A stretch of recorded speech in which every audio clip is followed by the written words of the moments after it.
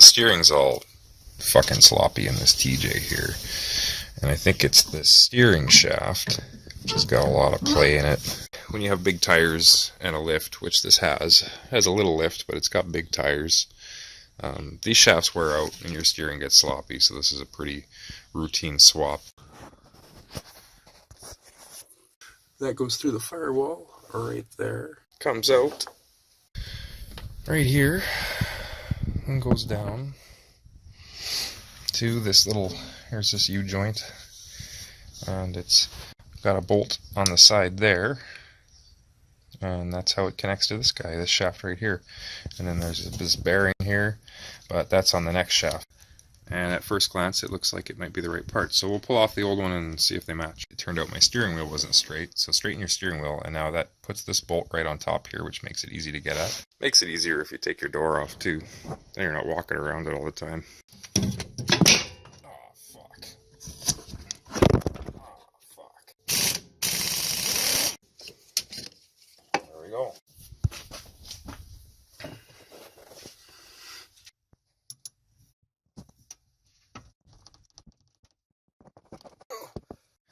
Okay, so I finally got that bolt out of there. Here it is.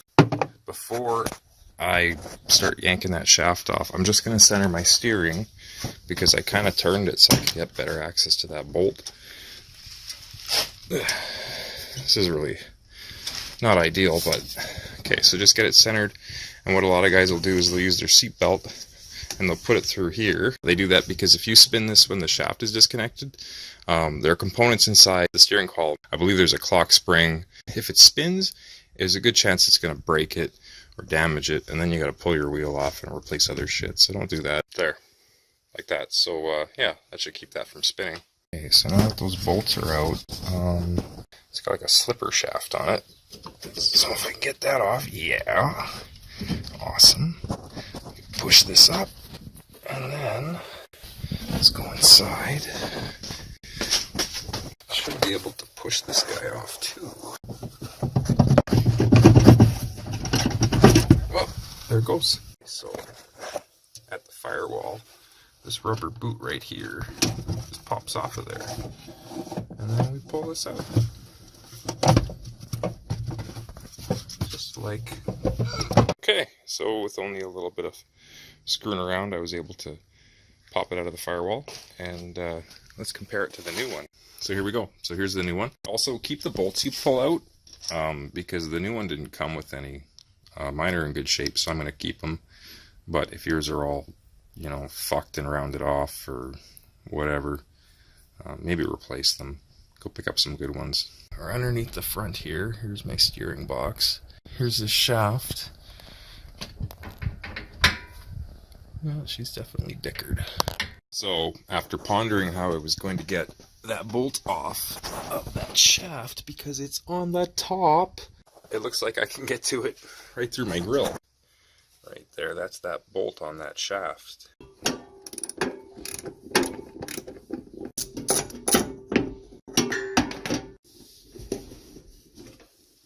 There we go. The bolt is out. Okay, with the bolt out of the lower end of that shaft there, now I just gotta take out these nuts. I'm gonna dick around with those, get them off, and then we'll see what it looks like. So I crawled underneath, and it looks like these are actually a little easier to get to from down here. I got the top one loosened up, but there's one on the bottom I couldn't get from the top. So I should be able to just push this guy up and pull the whole works out now.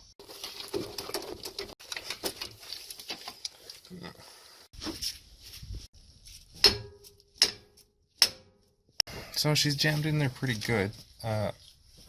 Trying to get the shaft to telescope because this should slide over this, but I think it's just so seized. It doesn't want to go. Oh, hey, did you hear that? That then popped out. So I was wondering, as you might, if I could put this thing on wrong, you know, like put it on slightly out from where it should be, since this is just a spline shaft. But as you can see, it's got like a couple of flat spots. It that will help you orient it in, you know, the correct way when it goes on. Another thing worth noting, see how these plates here, they kind of capture this bearing or the rubber around it, whatever. But see how this side has like a flange on it, this side's flat, because in here, so that flange has to be on that side. If it's on that side, it's not going to sit up against this surface. Well, look how this one came. The flange is on the wrong fucking side. It's an easy enough fix. Just got to pop this guy off and flip it around. But, geez, man, that could have been a fucking headache if I hadn't noticed that.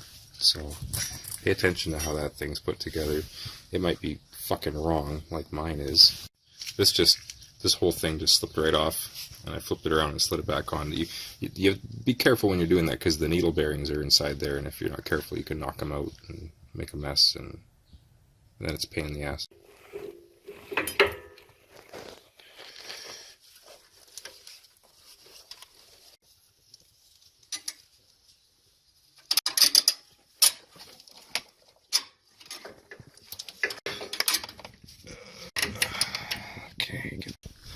Seems to be getting seated in there. I'm going to try and get it as far on as I can and then see how it looks up top. Oh, there we go. Yeah.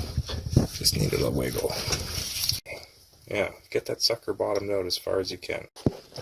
There's that bolt. It went through, so it must be on far enough on the shaft because there's a little like detent on the shaft where the bolt can pass by.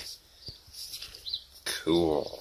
Now all I gotta do is just put those nuts back on these studs and tighten them up. I'm actually gonna use a little bit of blue Loctite on all of these fasteners because I don't want to have to torque the fuck out of them because they're just little tiny guys. But I want this to be tight and secure and not come apart.